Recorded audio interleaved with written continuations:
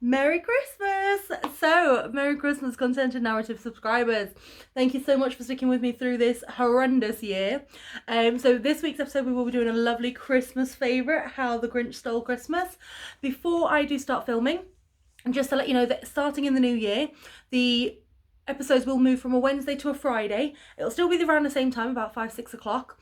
However, we will now be doing, in each month we'll be doing 2 book reviews and 2 book to film adaptation reviews as well. So please leave below in the comments books that you'd like me to review, or leave below in the comments films that you'd like me to review that have been based on books.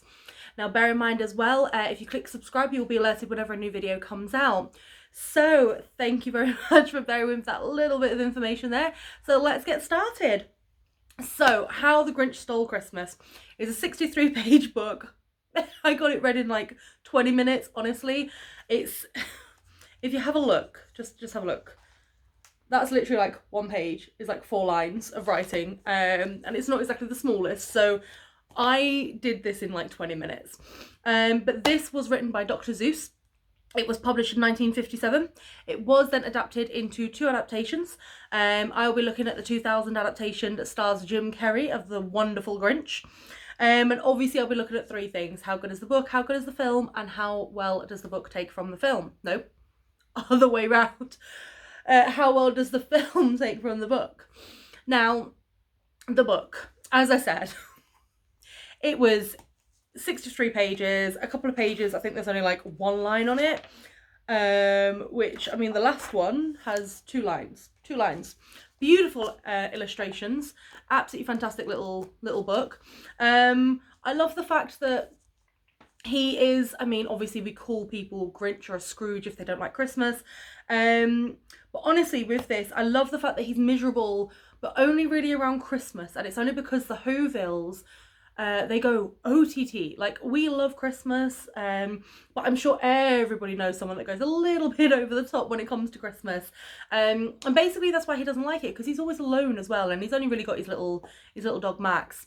So I love the fact that in this little book, he then finally devises a plan to steal away Christmas, get rid of it completely, and then he realizes that Christmas isn't about the presents and the food, and the decorations and all of that. It's about much more than that, and it can't be bought from a store, and it's about that feeling of inclusivity, and the fact that he then becomes one of them. So it makes you think, why do you wait so long to steal it? Because if he'd have stole it years ago, he could have been involved in Christmas for years.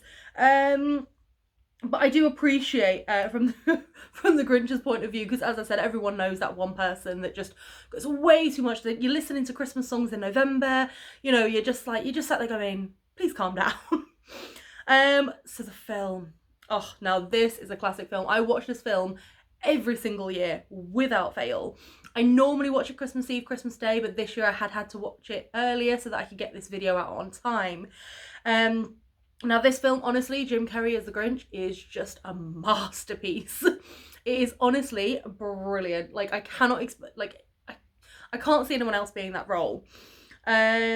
But as I get older, and I don't know about anybody else, so leave it below in the comments if you agree with me, as I get older, I sympathise more with the Grinch than I do with the Who's.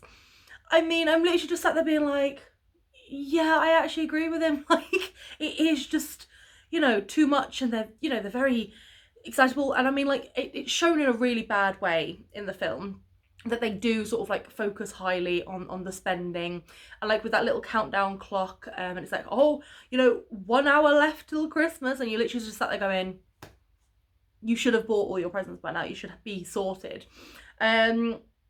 So honestly, I do agree with it, but it's such a great tale of like honesty and acceptance, and it's got hilarity in it as well. And it has the right balance of sweetness but comedic timing. The only thing, and I know that, that Michael doesn't like me saying this, but the only thing that I do not like about the film, there's only one little thing, is the song Where Are You Christmas? I find it just too saccharine. I find it too just high pitched, too, like, I just don't like it. And I kind of just tune out. And I don't know if that is just me growing older or if that's just me never really liking it. But honestly, I love the fact that it just, it is just a film that does what it is. He steals Christmas, he then returns it and realises that in actuality he can feel the love and the acceptance. And the whole reason in the film that he doesn't get accepted is because they laugh at him when he's a little kid, take the piss out of him, and then he ends up running off to the mountains and disappearing for years. So I would be like the Grinch as well, to be perfectly honest, but then he becomes accepted, which is really, really sweet. So the plot. Now, the book starts about halfway through the film. It starts with the Grinch coming up with his plan to steal Christmas, whereas the film starts with us learning about Whovilles, learning about their love of Christmas and why the Grinch hates it. So the film has a run up to the point that the book starts at. And so it has a couple of Whos go up to his house on Mount Crumpet. This then causes the Grinch to be like, well, they've become too bold, you know, coming up to my house. So he then runs down to Whoville. He then creates havoc. He then meets Cindy Lou Who, and she just believes he's misunderstood because he actually saves her from being crushed to death, and then runs off because he's not a villain. He's just misunderstood. So then she does some digging and finds out that he was bullied, and that's why he's run off. And she realizes that in actuality, no one's actually been nice to the Grinch. So she comes up with a really good plan. So then she invites him to be Christmas cheermeister, which he then, you know, has a bit about like, should I go? Are they going to take the mick out of me? He then decides to go. He has a lot of fun until the mayor, who's actually the main kid that bullied him as a child, then comes out with this razor. I'm just like, it's time for your Christmas shave. And unfortunately, the Grinch tried to shave all those years ago before he got bullied. Ended up with like little marks on his face. And that's what set him off running. So obviously this is when he then goes full Grinch again. Destroys the tree, wreaks havoc, and then goes off running off to Mount Crumpet and going, well, that'll teach those Whovilles. However, they bring out another tree. And so when they bring out the other tree, they basically then have the Christmas celebrations, and that's when the Grinch is sat there going, I can't do this. And this is where the book starts, and this is where the film continues, because now he comes up with a plan to steal Christmas.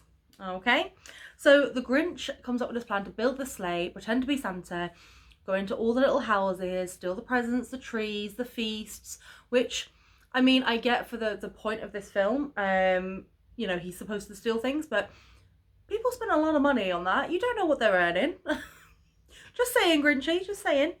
Then he gets Max to be a reindeer, which is kind of cute, and he goes off. Now, the first house he goes to is, of course, Cindy Lou Who. Now, in the book, this is the first time he's met her. In the film, obviously, he's met her before and saved her. So she then comes down and goes, oh, Santa, you know, why are you taking our tree away?